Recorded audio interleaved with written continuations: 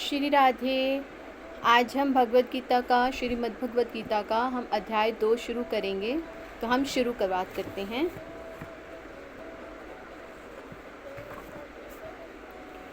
हमने अध्याय 1 में ये पढ़ा था कि अर्जुन जी जो हैं वो युद्ध करने को तैयार नहीं थे और कृष्ण जी उन्हें उस युद्ध के बारे में बता रहे थे। उन्होंने वहाँ जाकर उस जगह को देखा और उनका मन विचलित हुआ, पर वो अपनों के साथ युद्ध करने को तैयार ना थे और उन्होंने युद्ध से इनकार कर दिया था। अब जो अध्याय 2 है वो गीता का सार है, गीता के बारे में है। संजय उवाच, संजय कहते हैं, तम तथा कृपया विष्टम श्रुपुणाम कुलेशणम विषिदंत मिदम वाक्यमुचान मधुसूदन। संजय ने कहा, करुणा से व्याप्त शोक युक्त अश्रुपूरित नेत्रों वाले अर्जुन को देखकर मधुसूदन कृष्ण ने ये शब्द कहे। भौतिक पदार्थों के प्रति करुणा, शोक तथा अश्रु, ये सब असली आत्मा को ना जानने के लक्षण हैं। शाश्वत आत्मा के प्रति करुणा ही आत्म साक्षात्कार है। इस श्लोक में मधुसूदन शब्द महत्वपूर्ण है। कृष्ण ने मधु नामक असुर का वध किया था और अब अर्जुन चाह रहा है कि कृष्ण उस अज्ञान रूपी असुर का वध करें जिसने उसे कर्तव्य से विमुख कर रखा है। यह कोई नहीं जानता कि करुणा का प्रयोग कहाँ होना चाहिए। डूबते हुए मनुष्य के वस्त्रों के लिए करना मूर्खता होगी। अज्ञान सागर में गिरे हुए मनुष्य को केवल उसके बाहरी पहनावे अर्थात स्थूल शरीर की रक्षा करके नहीं बचाया जा सकता। जो इसे नहीं जानता और बाहरी पहनावे के लिए शोक करता है वह शूद्र कहलाता है, अर्थात वह वृथा ही शोक करता है। अर्जुन तो क्षत्रिय था, उससे ऐसे आचरण की आशा न थी, किंतु भगवान कृष्ण अज्ञानी पुरुष के शोक का विनष्ट कर सकते हैं और इसी उद्देश्य से उन्होंने भगवत गीता का उपदेश दिया। यह अध्याय हमें भौतिक शरीर तथा आत्मा के विश्लेषिक अध्ययन द्वारा आत्म साक्षात्कार मतलब आत्मा के बारे में इसका उपदेश देता है, जिसकी व्याख्या परम अधिकारी भगवान कृष्ण द्वारा की गई है। यह साक्षात्कार तभी संभव है जब मनुष्य निष्काम भाव से कर्म करे और आत्मबोध को प्राप्त करे। श्री भगवान अनुवाच, कुतस्त्वा कश्मल मिदम विस्मे समुपस्थितम अनाराय जुष्टमस स्वर्गयम कीर्तिकर मर्जुन। श्री भगवान ने कहा, हे अर्जुन, तुम्हारे मन में ये कलमश आया कैसे? ये उस मनुष्य के लिए तनिक भी अनुकूल नहीं है। कलमश मतलब ये अज्ञान आया कहाँ से? जो जीवन के मूल्य को जानता हो उसके लिए ये तनिक भी अनुकूल नहीं है। इससे उच्चलोक की नहीं अपितु अपयश की प्राप्ति होती है। श्री कृष्ण तथा भगवान अभिन्न हैं, इसलिए श्री कृष्ण को संपूर्ण गीता में भगवान ही कहा गया है। भगवान परम सत्य की पराकाष्ठा है। परम सत्य का बोध ज्ञान की 3 अवस्थाओं में होता है। ब्रह्म या निर्विशेष सर्वव्यापी चेतना, परमात्मा या भगवान का अंतर्यापी रूप जो समस्त जीवों के हृदय में है, तथा भगवान या श्री कृष्ण। श्रीमद्भगवत में परम सत्य की यही धारणा इस प्रकार बताई गई है। वदन्ति तत् त्वद्विद तत्वं यज्ञान मध्यम ब्रह्मोति परमात्मेति भगवनिति शब्दते। परम सत्य का ज्ञाता परम सत्य का अनुभव ज्ञान की 3 अवस्थाओं में करता है और ये सब अवस्थाएं एक रूप हैं। ये ब्रह्मा, परमात्मा तथा भगवान के रूप में व्यक्त की जाती है। इन 3 दिव्य पक्षों को सूर्य के दृष्टांत द्वारा समझाया जा सकता है, क्योंकि उसके भी 3 भिन्न भिन्न पक्ष होते हैं। उसके भी 3 भिन्न भिन्न पक्ष कैसे होते हैं? यथा धूप प्रकाश, सूर्य की सतह तथा सूर्यलोक स्वयं।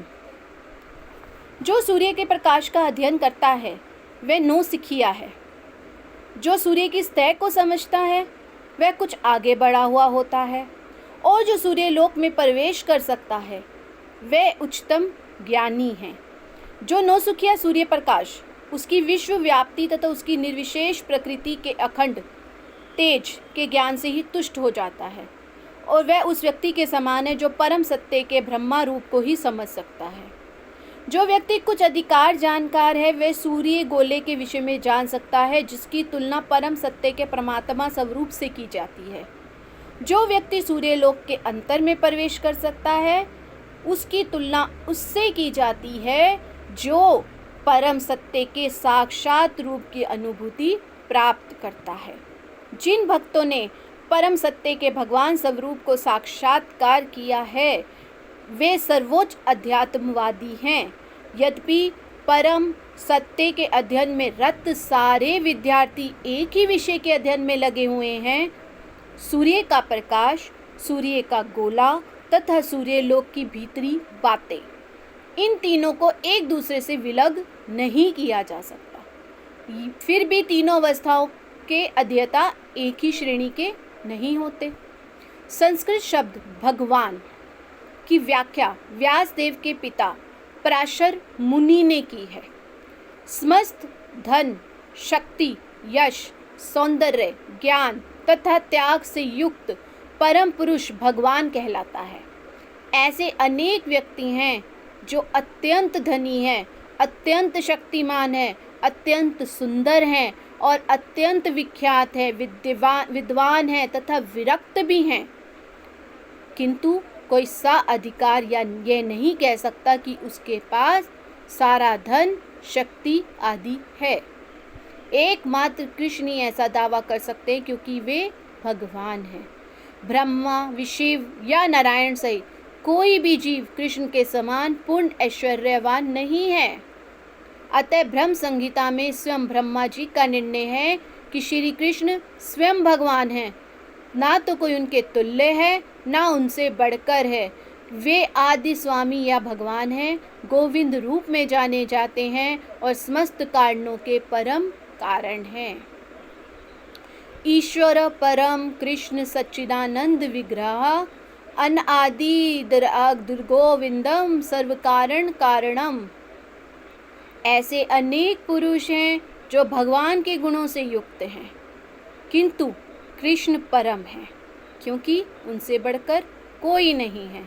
वे परम पुरुष हैं और उनका शरीर सच्चिदानंदमय है। वे आदि भगवान गोविंद हैं, वो और समस्त कारणों के कारण हैं। भगवान में भी भगवान के नाना अवतारों की सूची है, किंतु कृष्ण को आदि भगवान बताया गया है जिनसे अनेकानेक अवतार तथा ईश्वर विस्तार करते हैं। एते चांश कला पुंसा कृष्णस्तु भगवान स्वयं इंद्रारीक व्याकुलम लोकम मृण्यन्ति युगे युगे। यहाँ पर वर्णित सारे अवतारों की सूचियाँ या तो भगवान की अंश कलाओं अथवा पूर्ण कलाओं की हैं, किंतु कृष्ण तो स्वयं भगवान है। कृष्ण आदि भगवान परम सत्य परमात्मा तथा निर्विशेष ब्रह्मा दोनों के उद्गम हैं। भगवान की उपस्थिति में अर्जुन द्वारा स्वजनों के लिए शोक करना सर्वथा अशोभनीय है। कृष्ण ने कुत शब्द से अपना आश्चर्य व्यक्त किया है। आज आर्य जैसी सभ्य जाति के किसी व्यक्ति से ऐसे मलिनता की उम्मीद नहीं की जाती। आर्य शब्द उन व्यक्तियों पर लागू होता है जो जीवन के मूल्य को जानते हैं और जिनकी सभ्यता आत्म साक्षात्कार पर निर्भर करती है। देहात्म बुद्धि से प्रेरित मनुष्य को यह ज्ञान नहीं रहता कि जीवन का उद्देश्य परम सत्य विष्णु या भगवान का साक्षात्कार है। वे तो भौतिक जगत के ब्रह्मा स्वरूप से मोहित हो जाते हैं। वे तो भौतिक जगत के बाह्य स्वरूप से मोहित हो जाते हैं। अतः वे ये नहीं समझ पाते कि मुक्ति क्या है। जिन पुरुषों को भौतिक बंधन से मुक्ति का कोई ज्ञान नहीं होता वे अनार्य कहलाते हैं। यद्यपि अर्जुन क्षत्रिय था, किंतु युद्ध से विचलित होकर वह अपने कर्तव्य से गुमराह हो रहा था। उसकी यह कायरता अन्यायों के लिए ही शोभा देने वाली हो सकती है। कर्तव्य पथ से इस प्रकार का विचलन ना तो आध्यात्मिक जीवन में प्रगति करने में सहायक बनता है और ना ही इसे संसार में ख्याति प्राप्त की जा सकती है। भगवान कृष्ण ने अर्जुन द्वारा अपने स्वजनों पर इस प्रकार की करुणा का अनुमोदन नहीं किया। केव्यम मां समगमा पाठ नेतृत्व्युपतते शुद्रम हृदय दौर्बल्यम त्यक्वतो विष्ठ परंतम। हे पृथा पुत्र, इस हीन नपुंसकता को प्राप्त मत हो, ये तुम्हें शोभा नहीं देती। हे शत्रुओं के दमन करता, हृदय की शुद्र दुर्बलता को त्याग कर युद्ध के लिए खड़े हो। अर्जुन को पृथापत्र के रूप में संबोधित किया गया है। पृथा कृष्ण की पिता वसुदेव की बहन थी, अतः कृष्ण के साथ अर्जुन का रक्त संबंध था। यदि क्षत्रिय पुत्र लड़ने से मना करता है तो वे नाम का क्षत्रिय, और यदि ब्राह्मण पुत्र अपवित्र कार्य करता है तो वे नाम का ब्राह्मण है। ऐसे क्षत्रिय तथा ब्राह्मण अपने पिता के अयोग्य पुत्र होते हैं। कृष्ण ये नहीं चाहते थे कि अर्जुन अयोग्य क्षत्रिय पुत्र कहलाए। अर्जुन कृष्ण का घनिष्ठतम मित्र था और कृष्ण प्रत्यक्ष रूप से उसके रथ का संचालन कर रहे थे। किंतु इन सब गुणों के होते भी यदि अर्जुन युद्ध भूमि को छोड़ता है तो अत्यंत निंदनीय कार्य करेगा। अर्जुन ये तर्क कर सकता था कि वह परम पूज्य भीष्म तथा स्वजनों के प्रति उदार दृष्टिकोण के कारण युद्ध भूमि छोड़ रहा है, किंतु कृष्ण ऐसी उदारता को केवल हृदय दौर्बल्य मानते हैं। ऐसी झूठी उदारता का अनुमोदन एक भी शास्त्र नहीं करता। अतः अर्जुन जैसे व्यक्ति को कृष्ण के प्रत्यक्ष निर्देशन में ऐसी उदारता या तथाकथित अहिंसा का परित्याग कर देना चाहिए। श्री राधे। आज के लिए इतना ही पाठ पढ़ा है, आगे कल पढ़ेंगे। और मैंने आपसे पहले भी विनती की थी, आज दोबारा करती हूँ, प्लीज़ इस चैनल को फॉलो करें, लाइक करें, सब्सक्राइब करें, और आप इस चैनल को जितना शेयर कर सकते हैं शेयर करें, ताकि इस माध्यम से कुछ और लोगों तक भी ये पहुँच सके। धन्यवाद। श्री राधे।